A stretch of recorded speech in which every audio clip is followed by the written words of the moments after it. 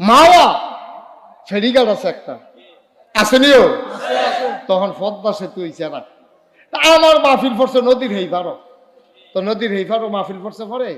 তা আমার লগে যারা ওয়াশ টস করে তারা কই হুজুর আপনি কি এটা নতুন না আরো আগে গেছেন? আমি কই ভাই আমার নতুন।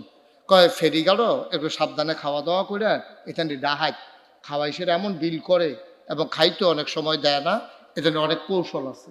তা আমি কিরম কিরম কৌশল আছে একটু কইয়া দেন, তো আমি তো রালাইতাম পারা। কয় দেখবেন যে খানাফা তো দিয়া সেটা হ্যাঁ ইলিশ মাছ বেছ, খানাফা তো দিয়া সেটাই দেখবেন আপনি যখন মাছটা খালি খোটা দিয়া কুদুর মুহ দিছেন একটা দৌড় দিয়া ইয়া করবো লঞ্চ ছেড়ে দিতেছে লঞ্চ, তারপরে হালে দুইটা ইয়া পড়বে এতেন বইয়া বইয়া খায়। এইবার ফারি কইয়া দিচ্ছেন ভালো হয়েছে গিয়া লই। তখন আমি যখন গেছি এই ফেরিঘাটও নামছি পরে, তা আমি এমনি বাপ ধরে আটতে আসি মনে হয় কিছু বুঝি না। তা একবার ডাকে ভিতরে আসেন, তা আমি কি ভিতরে আইতাম আইয়ের, তো ভিতরে গেছি পরে বসেন। আমি কই কি রে, খাওয়া দাওয়া করবেন? আমি এরকম কবে থেকে খাওয়ান? এবার আমার ফের চাইতে আছে কি তারে কয়নি খাওয়া দাওয়া কবে থেকে? পরে আমি কই আও এমনি ইয়া করলাম, তো কি ভালো ইলিশ মাছ আছে?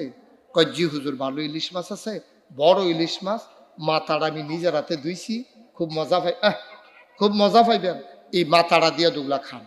তা আমার তো সেইটা মনে পড়ছে, আমি কেতেন সেই ষড়যন্ত্র না করতে আছে, মাথা খাইতে টাইম লাগবো, আমি মাত্র বাইঙ্গা সালাম আইয়া কইব লঞ্চ এনে দিতে আছে, বুদ্ধিটা সেইটা এনে করতে আছে। আমি ধরো মাথা আনো, মাথাটাই আনো।